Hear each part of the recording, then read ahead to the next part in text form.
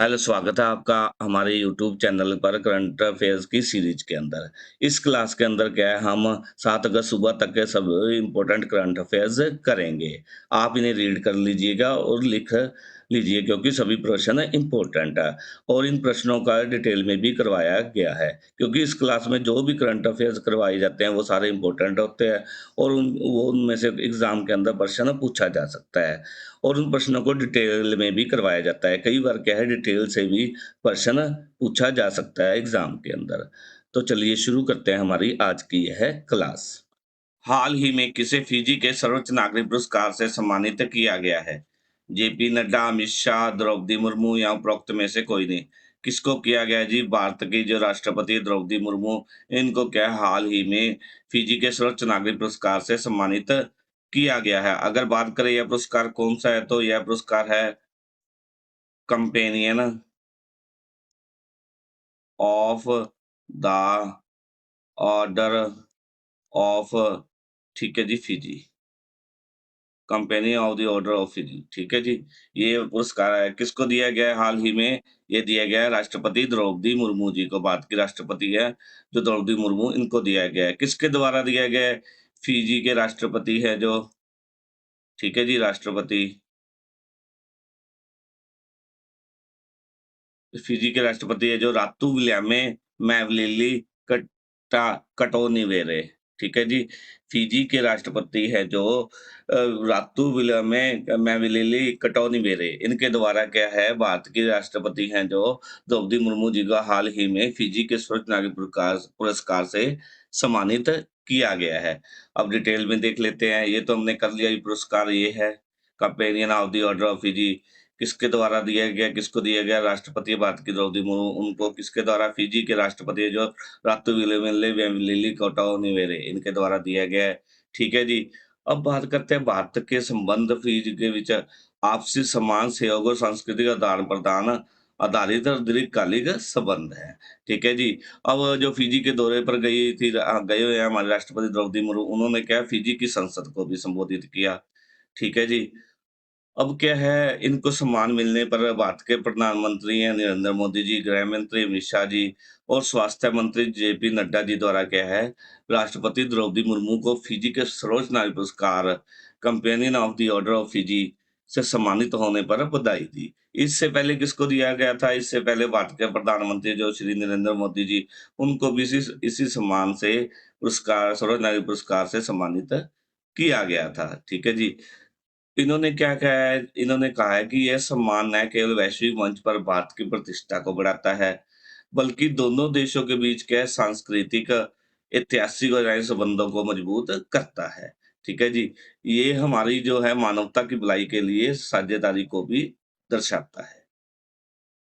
आगे next question देख लेते हैं जी, हमारा कौन-सा है? आगे कुछ मुख्य बिंदु हैं, वो देख लेते हैं। हाल ही में नेशनल कमीशन फॉर वुमेन ने, ठीक है जी, साइबर अपराधों से निपटने के लिए डिजिटल शक्ति केंद्र शुरुआत की है। कहाँ पर की गई है? ये की गई है नई दिल्ली के अंदर। ठीक है जी। निवाहिका वेब पोर्टल किसके द्वारा लॉन्च किया गया है? एनआईटी कालीकट के द्वारा डेटा प्रबंधन के लिए। कौन सा वेब पोर्टल लॉन्च किया है? निवाहिका। ठीक है जी। अब बात करें, मणिपुर के कुछ जिलों में, सेंसिटिव जिलों में क्या है, नाइट कर्फ्यू लगाया गया है। क्यों लगाया गया है? बांग्लादेश हिंसा के कारण। ठीक है जी। भारत का मणिपुर का कुछ हिस्सा क्या है, बांग्लादेश के साथ लगता है, जिस कारण क्या है, भारत के मणिपुर के कुछ सेंसिटिव जिलों के अंदर क्या है, नाइट कर्फ्यू लगाया गया है। अब वो पेरिस से जो ओलंपिक 2024 का समापन समारोह है, उसके अंदर भारत की ओर से ध्वजारोहण कौन करेंगे? ये करेगी जी भारत की ओर से ध्वजवाहक मनु भाकर जी होंगी। ठीक है जी। गुजरात की ग्रिड सिटी में अपना कैंपस किसके द्वारा खोला गया है? ऑस्ट्रेलिया की डेक्कन विश्वविद्यालय द्वारा। ठीक है जी। अब आगे है जी, गोवा में विधानसभा अनुसूचित जनजाति आरक्षण के लिए विधेयक पेश किया गया है। आगे है जी हमारा नेक्स्ट क्वेश्चन। हाल ही में किस राज्य के मुख्यमंत्री द्वारा यूट्यूब के मुख्य कार्यकारी अधिकारी नील मोहन और गूगल के एशिया प्रशांत क्षेत्र के प्रमुख संजय गुप्ता जी के साथ ऑनलाइन बैठक की है? किसके द्वारा की गई है जी?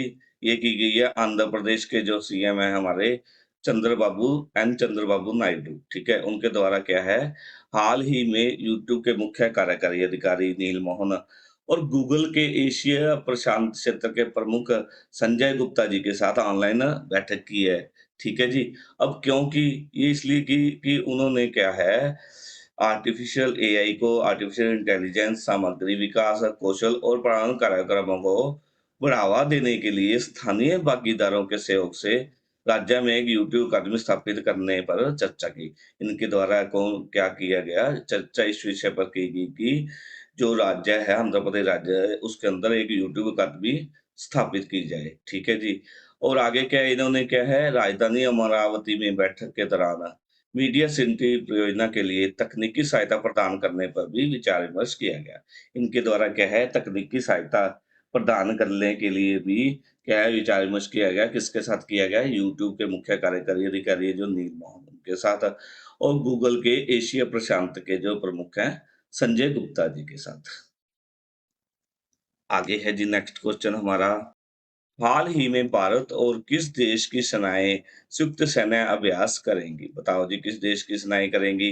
ये करेंगी श्रीलंका, ठीक है जी। श्रीलंका और भारत देश की सेनाएँ क्या है, श्रीलंका के मदुरायो मदुरायो, ठीक है जी।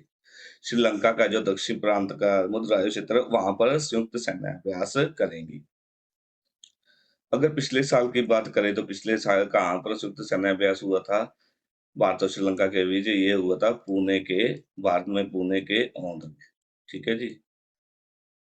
पिछले साल हुआ था और किन्होंने भाग लिया था इसके अंदर मराठा लाइट इन्फैंट्री रेजिमेंट के सैनिकों ने भाग लिया था अभ्यास के अंदर और इस अभ्यास में भारतीय वायुसेना के 15 कर्मियों ने भी भाग लिया था। आगे मुख्य बिंदु डिटेल में देख लेते हैं इसको। भारतीय सेना और श्रीलंकाई सेना संयुक्त अभ्यास क्या है, मित्र शक्ति का 10वां संस्करण। ठीक है, संस्करण क्या है, 12 अगस्त से श्रीलंका के दक्षिण प्रांत मदुरायो में होगा, इन दोनों देशों के बीच। ठीक है जी, 10वां संस्करण है मित्र शक्ति का। ठीक है जी, इसके अंदर क्या है, इस बार कौन भाग लेगा? इस बार भाग लेगा भारतीय सेना की ओर से राजपूताना राइफल्स के 120 जवानों की एक यूनिट है। ठीक है जी, भारत से क्या है, 12 अगस्त को श्रीलंका के लिए रवाना होगी। वही श्रीलंका की ओर से कौन भाग लेगा इसके अंदर? गजाबा रेजिमेंट के, ठीक है जी, 120 सैनिक इस अभ्यास में हिस्सा लेंगे। अब बात करें गजाबा रेजिमेंट है क्या? गजाबा रेजिमेंट है श्रीलंकाई सेना की एक खास इन्फैंट्री रेजिमेंट है, ठीक है जी, पैदल सेना है। संयुक्त अभ्यास है जो मित्र शक्ति का आयोजन हर साल किया जाता है, यह इसका 10वां संस्करण है इस साल। ठीक है जी, इसका उद्देश्य क्या है? देशों के बीच सहयोग को बढ़ावा देना और दोनों सेनाओं के बीच संबंधों को मजबूत करना है। ठीक है जी। अब इस अभ्यास के दौरान क्या है, दोनों सेनाएँ क्या है, सुरक्षा चुनौतियों से निपटने में अपनी क्षमता बढ़ाने के लिए स्किल्स, ठीक है जी, एक्सपीरियंस और बेस्ट प्रैक्टिस को शेयर करेंगी। आगे नेक्स्ट कुछ इम्पोर्टेंट मुख्य बिंदु देख लेते हैं। गृह मंत्रालय द्वारा क्या है, कौन-सी 4 ऐप शुरू की गई है? सम्मन ऐप, न्याय श्रुति, ठीक है जी, न्याय सेतु और ई-साक्ष्य ऐप को शुरू किया गया है। क्या है? गृह मंत्रालय द्वारा ई-साक्ष्य, न्याय सेतु, न्याय श्रुति और ई-सम्मन ऐप शुरू किया गया है। ठीक है जी। कर्नाटक सरकार द्वारा खीर सिटी लॉन्च करने की घोषणा की गई। खीर क्या है? Knowledge, health and innovation research. ठीक है जी। भारत का पहला वेटलैंड सिटी कौन बना है? उदयपुर, ठीक है जी। अब यूनेस्को द्वारा भारत का पहला साहित्य शहर किसको बनाया गया है? कोझिकोड को, ठीक है जी। अब क्या है, विश्व बैंक द्वारा भारत में हरित राष्ट्रीय राजमार्ग परियोजना के लिए कितना ऋण देने की घोषणा की है? 500 मिलियन, ठीक है जी। अब वर्ष 2025 में दुनिया की पहली थोरियम पिघला हुआ नमक परमाणु रिएक्टर परियोजना चीन द्वारा शुरू की जाएगी, ठीक है जी। आगे हमारा नेक्स्ट क्वेश्चन है, हाल ही में किसके द्वारा India at the rate 100 launch किया गया है? बताओ जी, भारत एट द रेट 100 किसके द्वारा लॉन्च किया गया है? द्रौपदी मुर्मू, अमित शाह, राजनाथ सिंह या पीयूष गोयल? ये किया गया है जी, हमारे केंद्रीय वाणिज्य एवं उद्योग मंत्री पीयूष गोयल, उनके द्वारा इंडिया 100 लॉन्च किया गया है। ठीक है जी, ये क्या है? यह एक पुस्तक है। ठीक है जी, किसके द्वारा लिखी गई है? के वी सुब्रमण्यम जी द्वारा। ठीक है जी। सुब्रमण्यम जी द्वारा लिखित आर्थिक जो मुख्य सलाहकार थे, हमारे पूर्व मुख्य आर्थिक सलाहकार थे, केवी सुब्रमण्यम जी द्वारा लिखित पुस्तक है। ठीक है, अब बात कर लेते हैं कुछ इम्पोर्टेंट इसके, ठीक है जी, डिटेल में। केंद्रीय वाणिज्य एवं उद्योग मंत्री पीयूष गोयल जी द्वारा क्या है, एक महत्वपूर्ण प्रकाशन इंडिया 100 लॉन्च किया है। इसके अंदर क्या किया गया, इस पर पुस्तक के अंदर क्या है, 2047 तक भारत की आर्थिक प्रगति का खाका पेश किया गया है। अब बात करें यह पुस्तक किसके द्वारा लिखित है, यह पुस्तक लिखित है केवी सुब्रमण्यम जी द्वारा। ठीक है जी, जो कौन थे, पूर्व मुख्य आर्थिक सलाहकार थे। ठीक है जी, इनके द्वारा क्या भविष्यवाणी की गई अपनी पुस्तक के अंदर, कि यदि 8% वार्षिक विकास दर भारत बनाए रखता है, तो भारत 2047 तक क्या है, $55 ट्रिलियन की अर्थव्यवस्था बन सकता है। ठीक है जी। अब क्या है इसके अंदर, क्या है इस पुस्तक का अनावरण करते हुए क्या कहा गया है, एक स्थिर अर्थव्यवस्था के सहारे भारत दुनिया की शीर्ष 3 अर्थव्यवस्था में शामिल हो जाएगा। उन्होंने और क्या कहा है, उन्होंने कहा है कि सरकार तेल अर्थव्यवस्था को इलेक्ट्रिक मोबिलिटी से बदलने और विनिर्माण में गुणवत्ता को आधार बनाने के प्रयासों पर भी ध्यान केंद्रित कर रही है। आगे है जी नेक्स्ट क्वेश्चन हमारा, गति शक्ति विश्वविद्यालय ने किसके सहयोग से दिल्ली में विमानन कार्यकारी प्रशिक्षण शुरू किया है? कौन सा विमानन कार्यकारी प्रशिक्षण शुरू किया गया है गति शक्ति विश्वविद्यालय जी द्वारा, किसके सहयोग से? कहाँ पर? दिल्ली के अंदर। ये किया गया है जी एयरबस के सहयोग से। ऑप्शन 1 हमारा राइट आंसर है। क्या है, आगे डिटेल में देख लेते हैं। गति शक्ति विश्वविद्यालय ने एयरबस के सहयोग से नई दिल्ली में क्या है, अब विमानन क्षेत्र के लिए अपना पहला कार्यकारी प्रशिक्षण कार्यक्रम, कौन सा है ये? पहला है, कार्यकारी प्रशिक्षण कार्यक्रम शुरू किया है। यह एक कितने दिनों का है? 3 दिवसीय कार्यक्रम है।